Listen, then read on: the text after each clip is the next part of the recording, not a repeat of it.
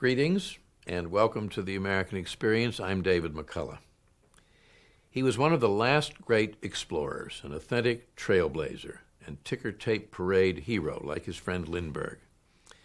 Everyone knew about Admiral Richard Byrd in much the way that in another generation everyone knew about John Glenn.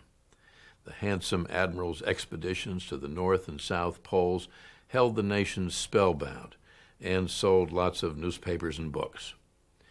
And no wonder. It was true high adventure, combining the advances of science and extraordinary daring do in settings almost unimaginably far away, strange and breathtaking. This is the sort of account he himself wrote. It could set pulses pounding then. It still does. As the skis of the plane left the snow, I saw my shipmates on the ground jumping, shouting, throwing their hats in the air, wild with the joy that we were off to the South Pole. Snow-covered peaks 100 miles away glittered like fire in the sun's reflection. What we faced far surpassed the demands of a simple flight of 800 miles to the pole. We would fly over a barren, rolling surface, then climb a mountain rampart, and continue across a 10,000-foot plateau. Before us, beyond the great mountains, lay uncertainty. But then uncertainty lay at the heart of everything undertaken by this fiercely determined man. He was of no more than average height, with blue eyes and a splendid physique. At age 40, he could still chin himself with one arm. That he was more complex than he appeared comes as no surprise. It only makes his story all the more interesting. Alone on the Ice, by producer Nancy Porter.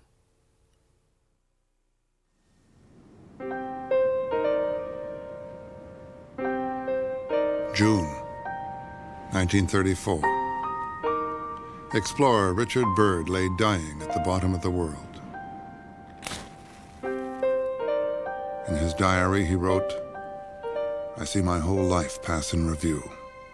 I realize how I have failed to see that the simple, homely, unpretentious things of life are the most important." I think Dad was as well prepared as he could have been, but no one could have been prepared for that kind of experience. Being completely alone under the most difficult of circumstances. Huddled in a one-room hut, burrowed into the Antarctic ice, Byrd drifted in and out of delirium, but would not call for help. His whole persona had been of the person out on the cutting edge of adventure and the frontier who really didn't need any help. Dick Byrd did it alone. Dick Byrd was the great hero. Byrd was already a famous man. He had received 3 ticker-tape parades as the first to fly to the North and the South Pole, and as one of the first to fly non-stop across the Atlantic. But his greatest achievement would be opening up the vast, unknown continent of Antarctica to science and modern exploration. He dared great things, and people who dare great things have many sides to them. He wanted to contribute to history and science. He wanted to make money. He wanted to become a hero. And which one won out depended on the circumstance. The heroic image that Byrd created would not survive intact. Like all great men, he was driven to succeed, and at some point, bound to fail.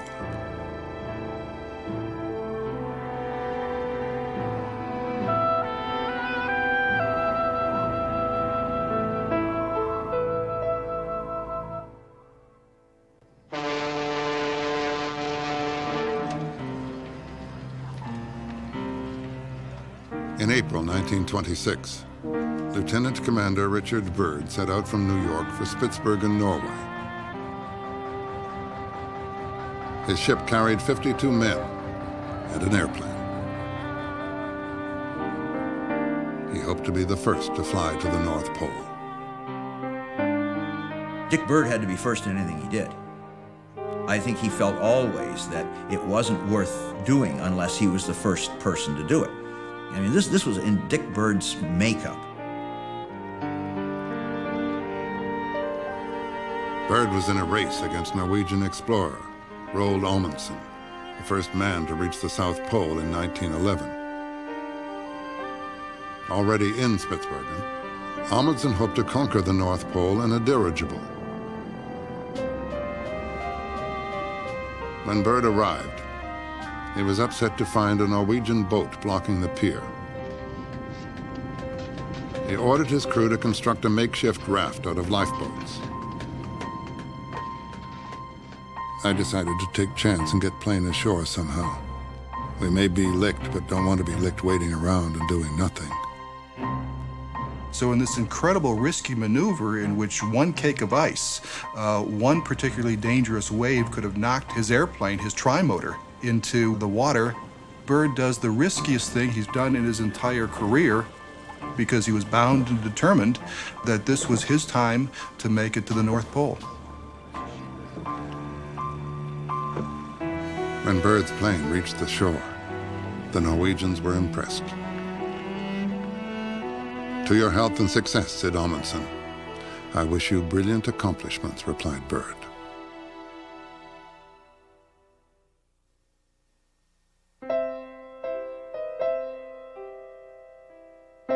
Byrd had long dreamt of being the first to the North Pole, and as a child had been thrilled by the harrowing accounts of Arctic expeditions.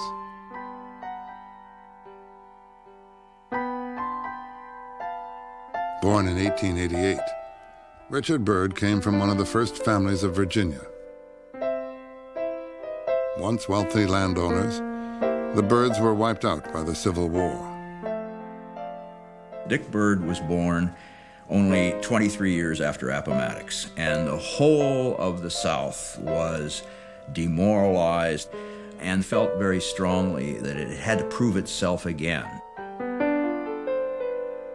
Byrd's mother, Eleanor Bowling, was a Southern belle who encouraged her three sons, the proverbial Tom, Dick, and Harry, to rehabilitate the family name.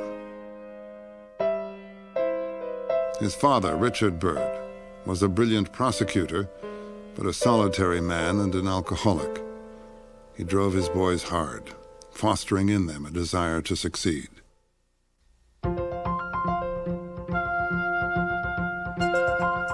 Dick was the most adventurous. Danger was all that thrilled him, his mother said. In 1900, Byrd was invited to visit his godfather based in the Philippines, halfway around the world. My father was extremely excited.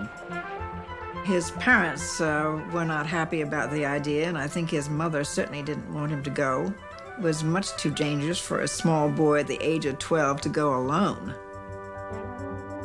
But Byrd did travel alone and wrote letters home which were published in the local newspaper.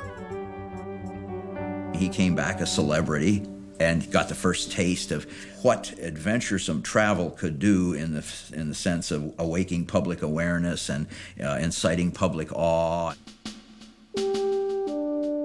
At age 20, Byrd entered the U.S. Naval Academy at Annapolis in search of the recognition and adventure that he now craved. There he pushed himself, but not in his studies. Byrd was small, and it made him interested in athletics and in conditioning. And he tried to become a great athlete, or a good athlete at any rate. And in fact, all his life was very proud of his physique. A fierce competitor, Byrd broke his foot playing football, then broke it again in gymnastics. After Annapolis, he fell down a hatch, breaking his foot a third time. Because of his injuries, his career stalled, and he reluctantly retired from the Navy. "Career ended," he wrote. "Trained for a seafaring profession, temperamentally disinclined for business, a fizzle." By this time, Byrd had married his childhood sweetheart, Marie Ames. From a prominent Boston family, she was attractive, totally supportive, and the love of his life. Byrd's career was saved by World War I. Called back to active duty, he was eventually sent to Pensacola to train in a new field. He was one of the very early naval aviators. It was almost a foolhardy profession. Men were still learning how to build planes, and it was a very, very dangerous profession. You certainly were going to get hurt if you weren't going to get killed. Though he was afraid of flying, Byrd trained as a navigator and became Naval Aviator 608. He believed this new technology would change the world and help him realize his childhood dreams.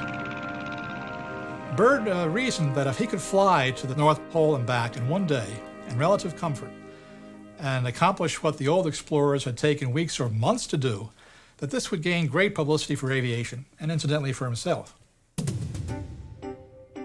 After several frustrating attempts to fly to the pole as part of a Navy effort, Byrd, now 38, set out to raise funds for his own Arctic expedition. Impressed by his vision, Ford, Rockefeller, and others contributed.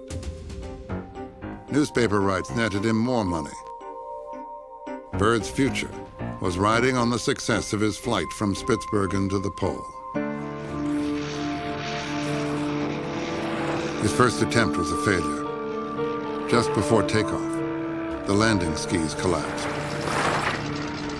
Byrd was in desperate need of help. It came from an unexpected source, Bernd Balken, a member of Amundsen's team. He was a flyer and a very good pilot, and he also was a very handy person. He could do practically anything with his two hands. Balken helped to fashion special skis using the oars of the lifeboats. Balken also advises Byrd that the best time to take off is late at night when the temperatures are cold, the runway is iced over and is slicker. On May 9th, navigator Byrd and pilot Floyd Bennett took off in the light of the Arctic night.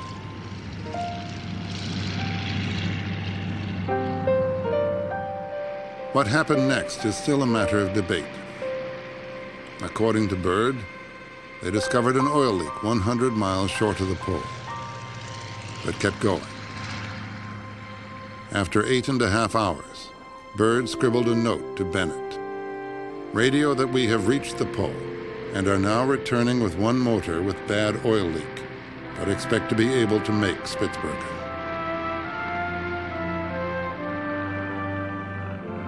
Byrd returned much earlier than expected, so the landing had to be restaged for the cameras. The flight was an American triumph. Byrd's logs were sent to the National Geographic Society, a sponsor of the expedition. The society verified Byrd's claim after minting a gold medal honoring him. Promoted to commander by an act of Congress, Byrd said he had now entered the hero business. Byrd was extremely popular after his North Polar flight. He was an aviator, and aviators were great heroes of the day. Byrd was an explorer. Explorers were famous at the time. And besides that, he was a handsome man, reputed to be a model person. Didn't drink, curse, go out with women. He was the kind of man that women hoped their daughters would marry.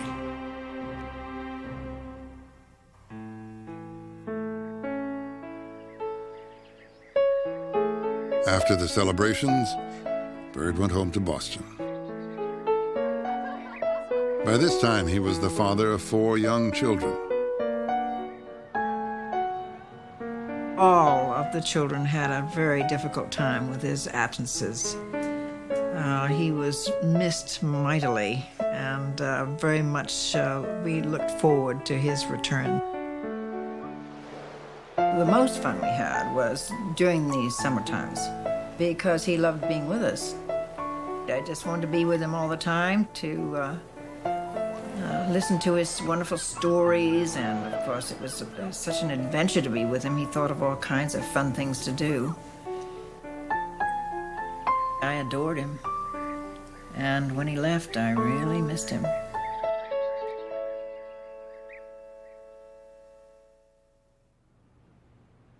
Soon after the North Pole flight, questions began to surface in the foreign press. Some reporters doubted whether he could have made the 1,500-mile journey to the pole and back in so short a time. They said that they had seen a plane on the horizon and couldn't believe it because they hadn't expected the Josephine Ford to come back that quickly. And so one of the reporters at the time, an aviation reporter for the Norwegian paper Aftenposten, questioned it right away. Others doubted Byrd in private. That summer, Bernd Balken and the North Pole pilot Floyd Bennett took the Josephine Ford on a cross-country promotional tour. Bernd, as always, kept a very careful log. And he realized that the plane wasn't as fast as it was supposed to be. And he knew that something was wrong, that it couldn't have reached the North Pole. And finally, he asked Bennett. And Bennett definitely told Bernd Balken that they had not reached it. Balken kept this story to himself. Clearly, staying on Byrd's good side was a smart move for an ambitious young pilot. But doubts about the flight persist. Did Byrd fall short of the pole? And if so, by how much, and did he know it? The flight diary doesn't resolve the question. Was Byrd's career as an explorer launched on a lie?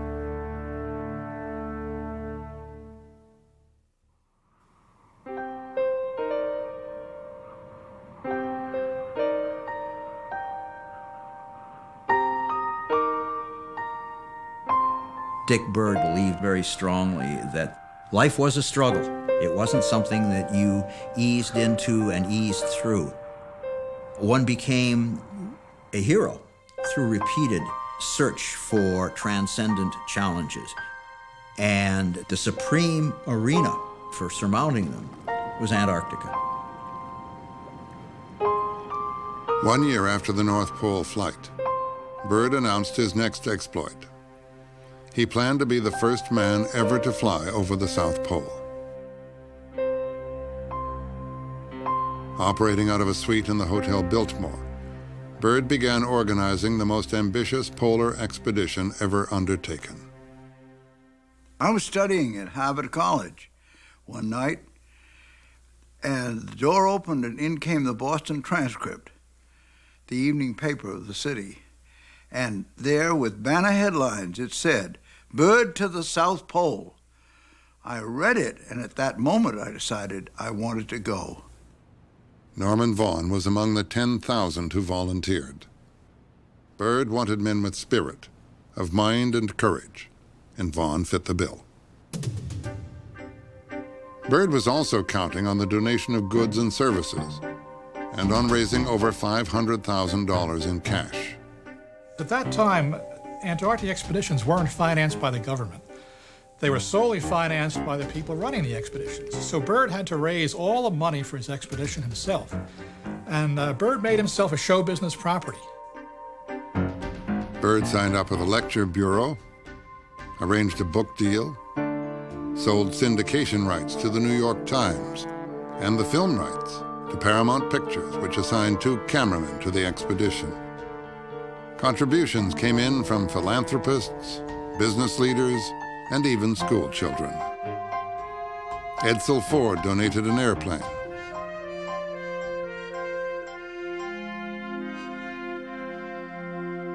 In the midst of the preparations, Byrd was devastated when he learned of the sudden death of pilot Floyd Bennett. Bennett had been Byrd's right-hand man and closest friend. He would be hard to replace.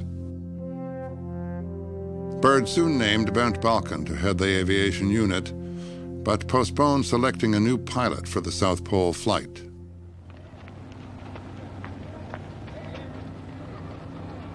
The Byrd Antarctic expedition was ready to go in the fall of 1928.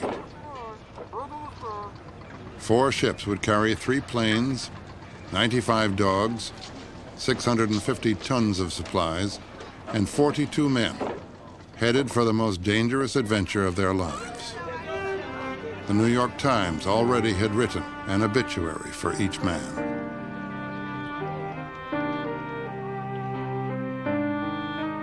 Antarctic is a very inhospitable place. I think it's something like Mars. It's as close to another planet as we can get on Earth. It's the driest place on Earth, the coldest, the windiest. There are no plants there. It's desolate, desolate with a capital D, and dangerous. Antarctica has killed men. They've fallen off mountains, fallen to the sea and drowned, froze to death, gone mad. It's a terrible place to live. Traveling through the Panama Canal, across the Pacific, and down past New Zealand, the expedition took 2 months to reach Antarctica.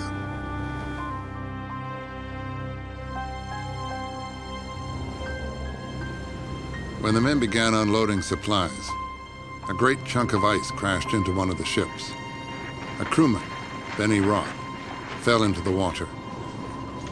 Benny Roth was yelling for help. I can't swim. And as Byrd started to climb over the taffrail and to jump into the water, I, among others, grabbed him and pulled him back. And the second we released our grip on his clothing, like a cat, he was over the rail. A lifeboat rescued Benny Roth before Byrd could get to him.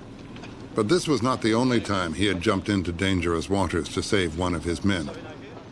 Dick Byrd had, I think, a natural, visceral, instinctive sense of responsibility toward others. And I think this showed itself in the way he would fling himself off decks to save sailors that were drowning.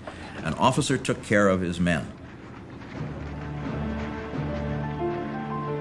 Byrd had to work quickly to prepare for the brutal Antarctic winter. 4 months of total darkness from May through August. Byrd chose a site for the base camp 9 miles inland. It took 3 months just to unload. Expedition members, dressed in kangaroo hide boots, caribou gloves, and fur parkas, set up the camp. Byrd called it Little America. Having to build a base for 42 men that would last them for a year and a half, he was really building a tiny little city. Bringing the stuff to the base, erecting it under awful conditions of sub-zero temperatures and fierce winds and snowstorms and ice that was hard as concrete to dig into. It was a great undertaking.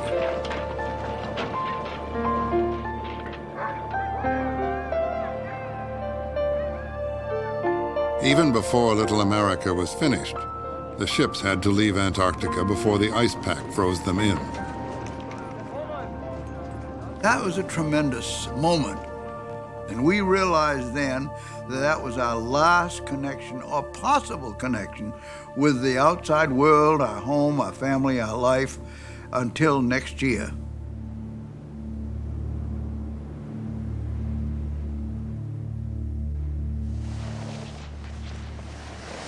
Alone on the ice, Byrd and his men pushed to get work done before winter set in. The South Pole flight was still 9 months away, and though it was his primary goal, Byrd had also pledged to conduct scientific research. Antarctica was virgin territory for scientists. Glaciologists had to study how much ice was there and how it moved. The weathermen had to study the air patterns. The geologists had to study the rocks down there. So gathering scientific knowledge about Antarctica was very important at the time. But Byrd's personal passion lay in discovering uncharted territory and in being the one to claim it for the United States. From the air, he was able to map huge areas and make headlines back home. A New York Times reporter was on the expedition. Russell Owen had to send his reports to the Times through the radio operators, who would send it by Morse code back to New York.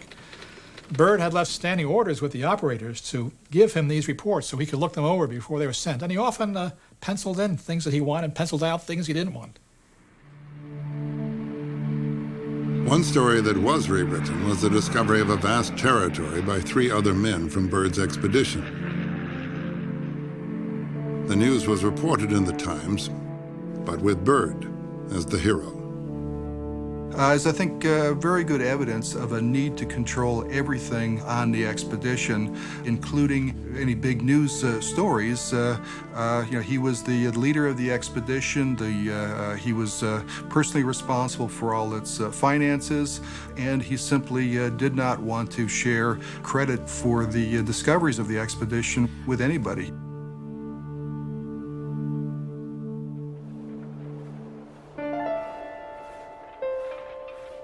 The winter night brought an end to exploration. The planes were stored in igloo hangars, and the dogs boarded in icy kennels. The perpetual darkness and temperatures as low as 72 degrees below zero drove the men into an underground existence. Well, you felt quite trapped. You're in one building with tunnels connecting to another building. The living space was as cramped as it could be. In the house where I was, it was very small quarters and two-tiered bunks on 4 walls and just a stove, and that's all there was in that room. As a precaution against fumes and asphyxiation, they turned off their stoves at night. The men lived mostly on frozen provisions, supplemented by whale and seal meat. They spent the winter preparing for the spring expeditions and dealt with the monotony by playing games, watching movies, and performing skits for each other. Whatever face Byrd put on for the men, he felt very alone and depended on his wife for moral support. Darling, Marie wrote, I am wondering if the time will ever come when we can be like human beings and have a real home. Glory and fame may be all right, but we have certainly paid well for them. My mother was a very exceptional woman. It must have been extremely difficult for her to carry on alone with the responsibilities of the family and home. Dear Daddy, I love you very much. I wish you would be home more. I think I would get along much better in school if you were here. Dickie.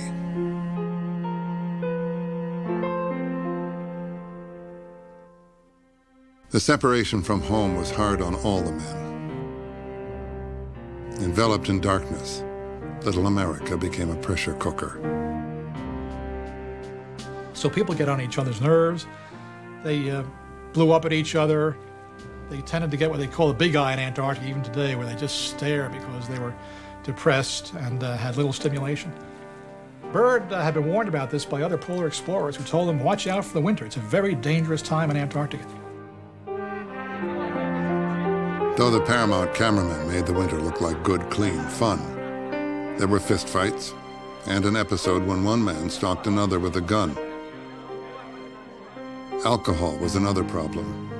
Byrd, among others, was a heavy drinker, and parties frequently became all-night binges. He wasn't leading officers and enlisted men in a naval expedition.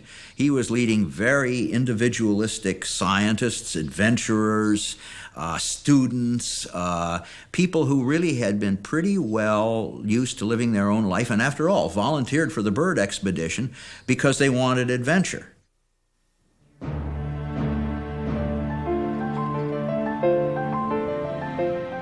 Finally, in August, the sun returned to Antarctica. The men began to prepare for the flight to the South Pole. But Byrd had not yet revealed who would be the pilot. The secrecy caused tension and upset Bernd Balken. It bothered Bernd that Byrd had a closed personality. He would take people to the side and talk to one-on-one instead of talking to everybody. If he had a problem or if he wanted something specific done, he should have addressed the whole group of them. Though there was tension between the two men, they needed each other. Byrd depended on Balken's superior skill as a pilot, and Balken wanted to share in the glory of another polar first. Finally, Byrd told Balken, you will fly to the South Pole with me.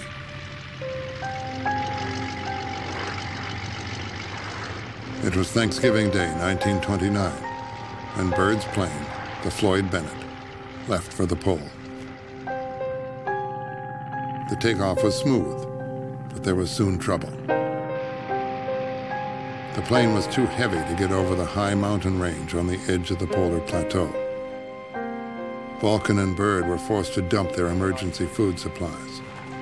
But still, the plane could not get high enough. They were heading directly for a mountain peak.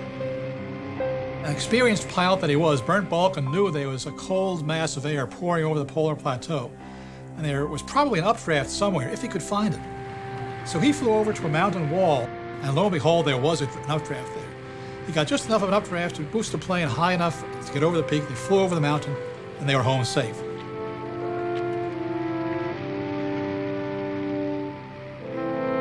The plane circled the pole. Byrd sent a radio message. My calculations indicate that we have reached the vicinity of the South Pole. The news was immediately relayed to New York and broadcast over loudspeakers in Times Square.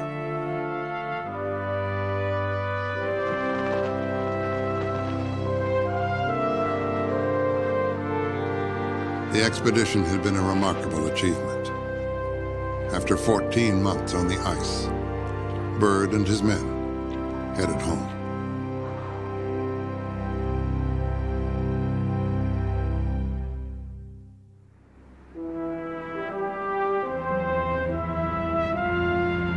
In June 1930, the expedition arrived in New York. Now promoted to admiral, Byrd was honored with his biggest ticker tape parade.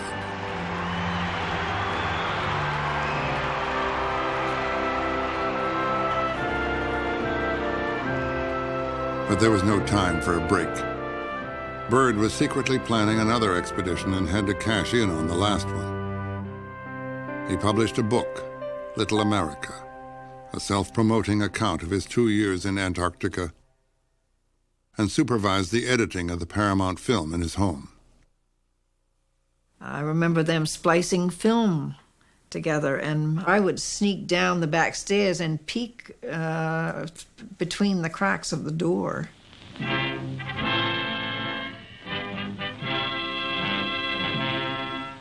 This documentary won the Academy Award for Best Photography. It was a terrible documentary, though, I must say that. It didn't really fit the history correct. It was made to show Byrd as a great hero and to wring tears and sweat from the audience. It wasn't really historically true. Not everyone fell for it. A few New York sophisticates, as Byrd called them, thought that the all-American image was wearing thin. But to most Americans, Byrd was still a hero, though the relentless schedule of public appearances was a trial for such a private man. What a pity it is that I have to keep a stiff upper lip and go through all kinds of stuff when I ought to be out in the woods, away from everybody. In 1931, Byrd announced a second expedition to Antarctica to map more territory and conduct scientific research. He would also have to come up with another spectacular and dangerous exploit to top his South Pole flight. So he keeps this momentum of movement and of action and of achievement going. He's really almost a guy on a treadmill. But times had changed. The country was mired in the Great Depression, and money was scarce. Byrd had to market himself aggressively to attract contributions and supplies for the expedition.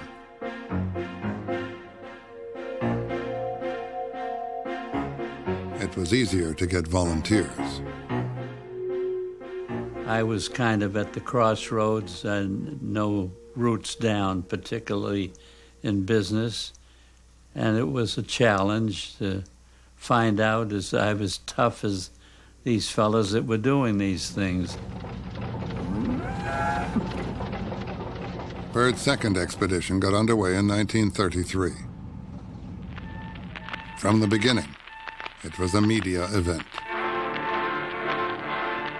Byrd made a deal with CBS to produce weekly broadcasts from Antarctica. General Foods was a sponsor, and Grape Nuts, the official cereal of the expedition.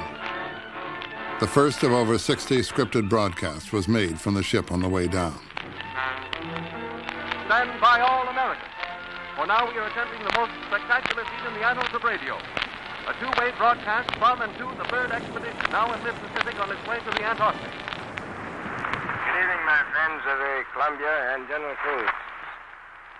We confidently believe that in that lost world, aviation will find something of real value to humanity. What we seek lies deep in Antarctica, the last refuge of mystery and the unknown.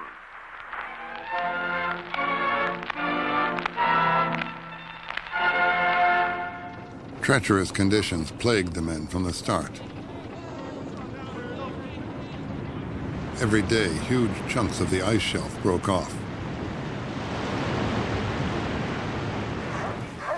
The route to Little America was so hazardous, it became known as Misery Trail.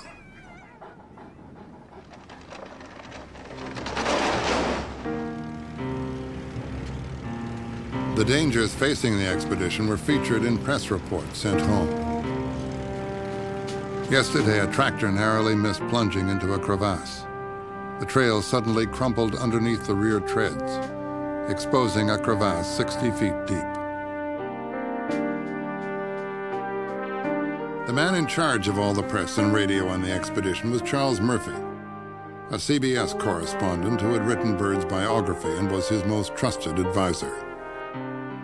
Charles Murphy is very media astute. This is a man who, even before Byrd's expedition, was involved in cultivating Byrd's image as a hero, and he was very much concerned that that image be maintained. For 2 years, Byrd had been planning a dramatic event. No one had ever spent a winter in the interior of Antarctica. Byrd would build a remote weather station far south of Little America where 2 or 3 men could live and conduct meteorological research during the long winter night. But secretly, Byrd had been thinking about going alone.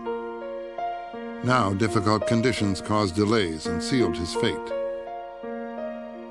Byrd would go out to the weather station, advance base, by himself, with cold, darkness, and solitude his only companions. Byrd confided to Murphy that he had no other choice. Impossible to move out enough equipment for 3 men. To take another, he said, would incur the almost inescapable suspicion of homosexuality. To do it alone, he felt wise and proper. When Byrd announced his decision to the camp, many were opposed. I said to him bluntly, Admiral, there are 56 men here on the ice. 55 of us are better equipped to go out to that base than you are. You're needed here. And he laughed and he said, well, I wouldn't ask anyone to do something that I wouldn't do myself. It has interested me how well a man could stand solitude. Also, I have had a lot of expeditions and have had to put up with things, and with men especially, that have robbed them of satisfaction. This will be without those disadvantages. In going to advanced base, I think Dick Byrd had run out of ideas and what to do in terms of aviation. So he really needed something, I think, spectacular as a means of effectively putting him before the public as this intrepid polar explorer and unique individual. Before he left, Byrd instructed his men not to attempt a rescue before the return of full daylight in 6 months.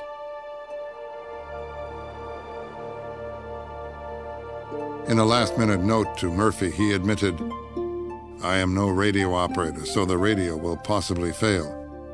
This should not be any cause for worry. Once the crew completed building the 9 by 13-foot hut, Byrd was flown to the base 123 miles south of Little America and left alone. March 28th, They have gone at last. For over 200 days, I'll see no human being or any living thing. The winter night is near. The temperature is bitter, from 40 to 60 below.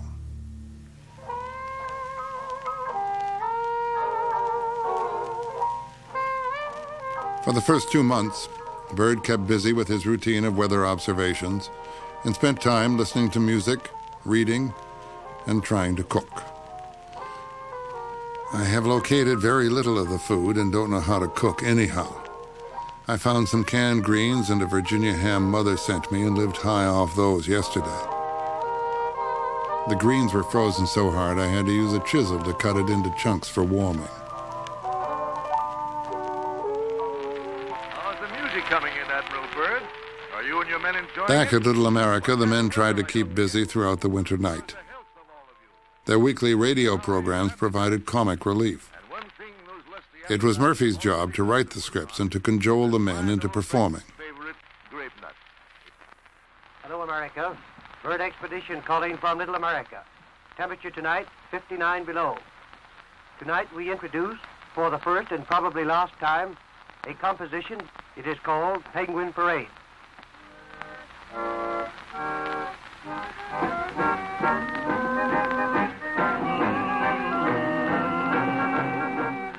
Our illustrious singing group was the Knights of the Gray Underwear. Dr. Gil Morgan, our seismologist, was our organist, and I sang tenor. It was more as an amusement, but I do believe, based on reports from home, that I think people really did look forward to that program every week. The Saturday nights when they had the broadcast from Little America, Mother would wake us up, take us down to Dad's big bed. It's a great big Italian bed, and I can remember the static and listening to the broadcast down there. They were very exciting.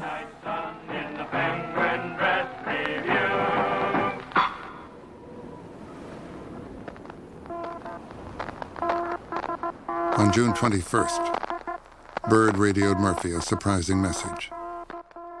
He said he wanted to come home 3 months ahead of schedule.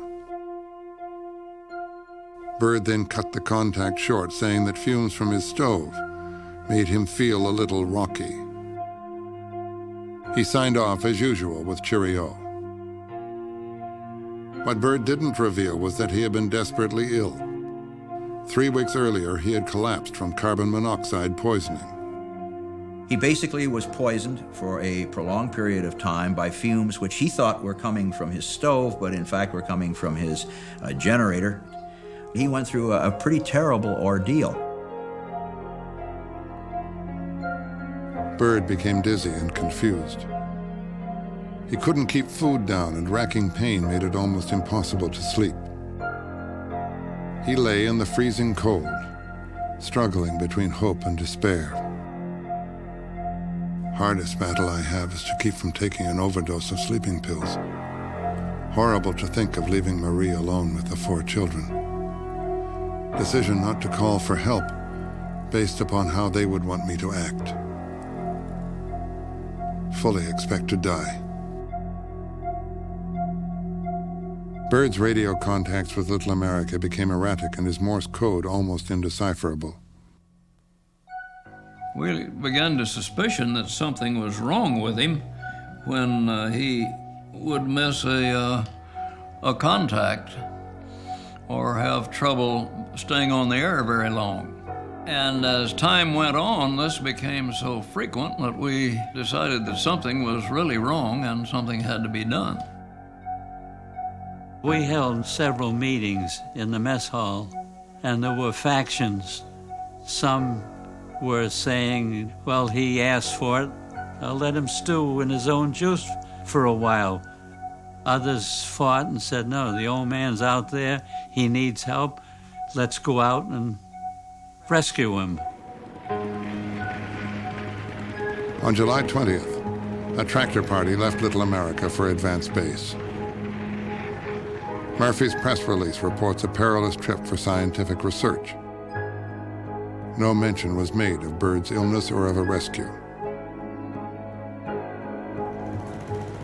We were very concerned about the men that were running the tractors to go out after him. Recognizing the difficulties, we knew that they were risking their lives literally to do it. 50 miles out, the tractors ran into a huge field of crevasses. The tractor party wired Murphy. Unable to locate trail around crevassed area, many flags completely covered under snow, inadvisable to proceed. Murphy instructed them to come back. He wanted to wait a month when daylight would return before risking another attempt. But for the next 3 days, Little America was unable to contact Advance Base. Finally, they received from Byrd an explicit call for rescue. Murphy wrote in his diary, making ready for a second dash to Advance Base. The Admiral has called for it. God help us if anything goes wrong. But the second attempt failed because of engine problems. Murphy then received another desperate message from Byrd. Charlie and Bill, what in God's name is matter? Do something. Use all resources. Do not risk life. Can't keep this up.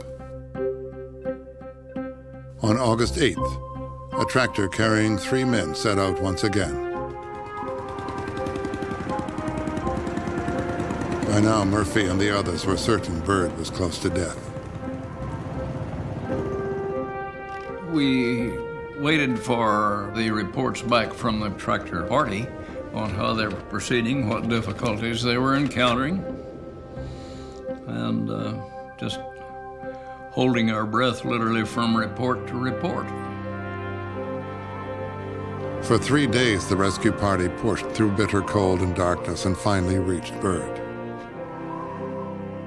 The men found him thin and weak, his cabin littered with debris.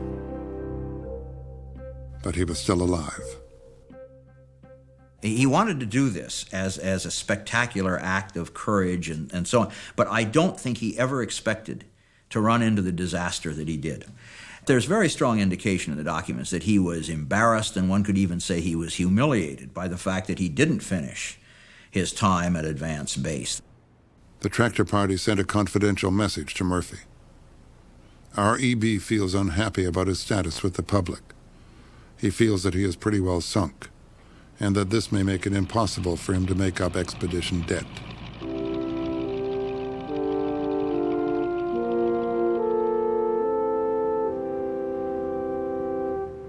Six months after Byrd's rescue, the expedition headed home. Byrd had claimed more land and conducted important scientific research, but privately, he felt he had failed. He was 47 years old. Here was a man whom I had last seen, straight-backed, black-haired man. And here he was coming down the gangplank, holding on to both sides of it, but stooped, with some of his hair having turned gray. And all I wanted to do was to just run out to him and tell him how much I loved him and how happy I was to see him. And I extend to all of you, in behalf of the American people, a hearty welcome home. And let me add just one thing from the heart. Dick, I salute you. After all the speeches were over, the crowds broke through the ropes, and I can remember that I just rushed right through and up to Dad. And he turned to me and he said, "Not here, dear, later when we're alone." And I was crushed. It had been about 3 years since I had seen him last. Now, Dad was raised at a time when you didn't express outwardly love or pain. He may have been crying inside as much as I was, but you didn't do that in public. 3 years later, Byrd published Alone, an heroic version of his isolation at Advance Base. It became a bestseller. The book was meant to pave the way for Byrd's next expedition. But within a short time, polar exploration would be in the hands of the U.S. government. Eventually, Byrd was needed only as a figurehead. He was trapped in his own self-image of the intrepid polar explorer who overcame great odds and who had to go back time and time and time again to find new trials and new tests of strength. When he said to people, "They don't want me anymore," what he meant was they didn't want him as he perceived himself, as the leader of polar expeditions. No longer running the show, Byrd spent more time with Marie and his family. Perhaps he found some solace in what he had learned from his time at Advanced Base. Out of this experience, his sense of values changed and his faith grew. And he said, in the final analysis, only two things really mattered, and that was the affection and the understanding of his family. Byrd made his last trip to the ice in 1955. 2 years later, the man who introduced America and generations of scientists to Antarctica died of heart failure at the age of 68. Byrd's statue at Arlington National Cemetery immortalizes the heroic persona that he spent his life creating. But that image would be tarnished. In 1971, Bernd Balken went public with his claim that years earlier, pilot Floyd Bennett had told him that Byrd had not reached the North Pole. Whatever the truth, the claim cast a shadow over the legacy of the last great polar explorer. In an editorial after Byrd's death, the New York Times wrote, "Such men are not easy characters. They burn with a bright flame. They go on their way alone, partly because they stand on a narrow summit."